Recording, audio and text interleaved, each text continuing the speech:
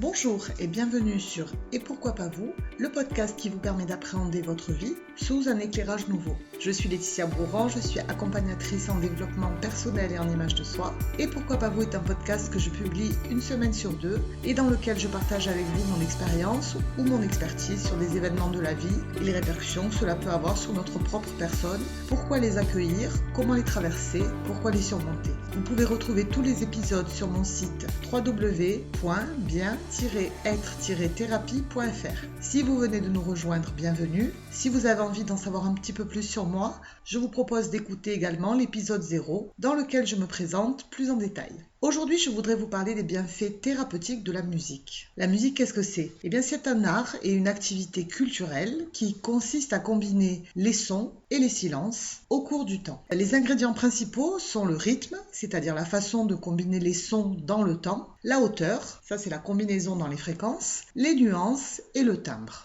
Elle est aujourd'hui considérée comme une forme de poésie moderne et je trouve que c'est très joli de la considérer de cette façon. Si on réfléchit à cette définition, on ne peut pas s'empêcher de faire le parallèle avec notre propre vie. Je m'explique. La musique, c'est une combinaison de sons et de silences. Notre vie, c'est une combinaison de mouvements et de pauses. Et si je continue le parallèle avec les nuances et le timbre, eh bien je vais y mettre en face les variations d'intensité que l'on ressent en fonction des événements que l'on vit, que ce soit la joie d'une naissance ou la tristesse d'une perte, un échec, une réussite, toutes les émotions qu'on va décliner là-dessus. C'est pour ça que je pense que la musique nous parle en général et que les styles de musique peuvent nous toucher plus particulièrement, car les vibrations musicales nous renvoient à notre propre être, à notre personnalité, notre propre identité. Et c'est pour ça que nous allons être davantage sensibles au jazz ou à la pop, à la musique classique ou au rap, à la musique punk ou à la soul, bref. Si je vais encore plus loin en faisant le parallèle avec la société tout entière et les événements que nous traversons, il y a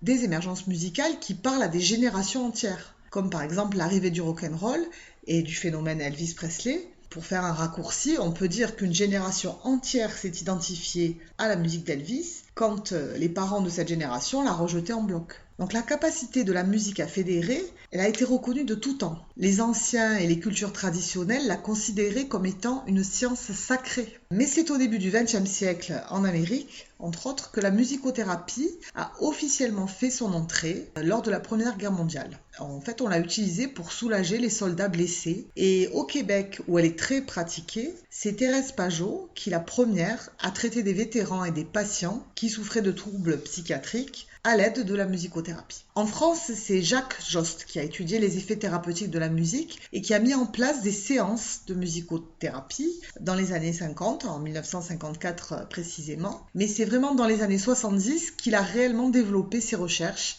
et ses expérimentations au sein d'instituts hospitaliers. Alors la musicothérapie, comment ça fonctionne ? Eh bien comme je vous l'ai dit, la musique constitue un moyen d'expression privilégié, car elle atteint les individus au cœur d'eux-mêmes, et elle nous permet de faire sortir nos souffrances et nos émotions. D'ailleurs, vous remarquerez qu'elle nous accompagne dans de nombreux événements de notre vie, et souvent lorsque l'émotion est au paroxysme, que ce soit les mariages, les fêtes d'anniversaire, les décès. De plus, elle est très présente dans notre quotidien. On ne s'en rend peut-être pas compte, mais dans les magasins, quand ils sont ouverts aujourd'hui, il y a souvent de la musique. Elle est utilisée comme outil marketing puisqu'on l'associe à un produit. Dans des spots publicitaires, on peut tout de suite être appelé par un morceau de musique qui nous parle. Dans les scènes de films au cinéma, bien sûr, pour appuyer l'intensité de la scène, on retrouve de la musique. Donc elle reste véritablement ancrée en nous. Et je suis sûre que vous avez tous en tête un morceau de musique qui vous rappelle une personne ou une période très précise de votre vie, et que ça vous arrive dans votre voiture à l'écoute d'un morceau de monter instinctivement le son et de revivre ce moment et de revivre les émotions qui sont liées à ce moment précis de votre vie. Et bien c'est comme ça que la musicothérapie fonctionne. En fait, elle permet de reprendre contact avec soi et elle nous accompagne pour traiter divers problèmes. Alors c'est vraiment un outil de croissance personnelle. La musique, ça nous permet d'accroître notre dynamisme. Je fais encore appel à vos souvenirs et je suis sûre que vous avez en tête tous un moment où vous êtes un petit peu fatigué et que vous avez des choses à faire, pas trop envie, et puis vous vous dites tiens, je vais mettre un morceau de musique, ça va me booster.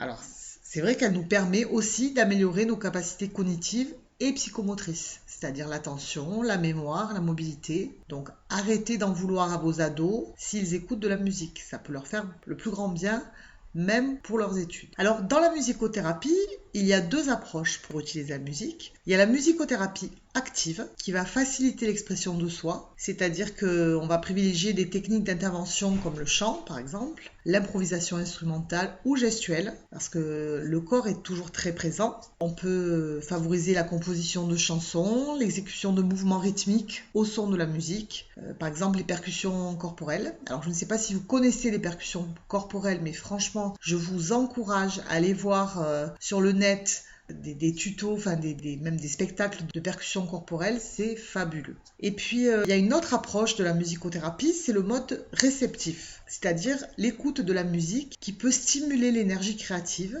et vous aider à accroître concentration et mémoire. On utilise tous de la musique selon notre humeur, je vous l'ai déjà dit, pour nous faire du bien, pour nous booster, pour nous recueillir. Mais quand on est sur une visée thérapeutique, la musique sert aussi à faire surgir des émotions qu'on a parfois oubliées ou alors qui sont profondément enfouies. Bien entendu, aucune connaissance musicale n'est nécessaire pour tirer profit de la musicothérapie. Alors j'espère que je vous ai éclairé sur cette pratique et sur les bienfaits de la musique, que vous êtes convaincus. Et avant de nous laisser, j'aimerais vous proposer un petit exercice que vous pourrez faire quand vous voudrez. Il faut juste avoir un peu de temps, se poser tranquillement et pouvoir écouter un morceau de musique. Alors tout d'abord, la première chose à faire, vous allez prendre un morceau de papier et un crayon et vous allez écrire sur ce papier juste un mot sur la façon dont vous vous sentez. Voilà, l'état dans lequel vous êtes. Un mot, le mot qui vous vient. Ensuite, ce mot va vous parler de votre humeur ou de votre état.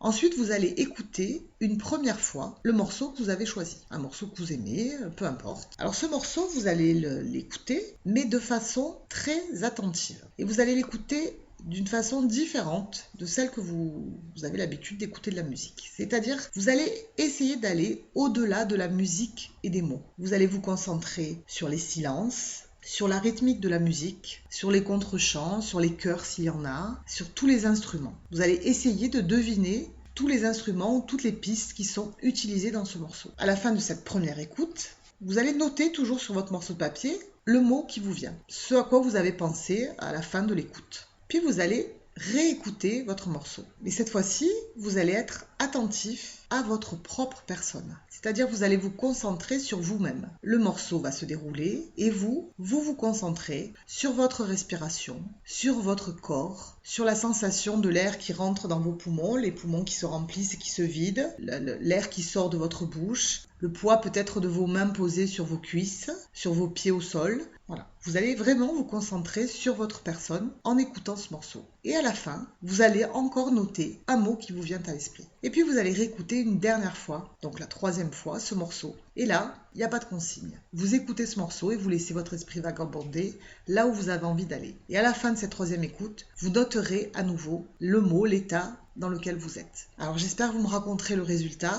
Je ne vous dis rien sur ce qui va se passer.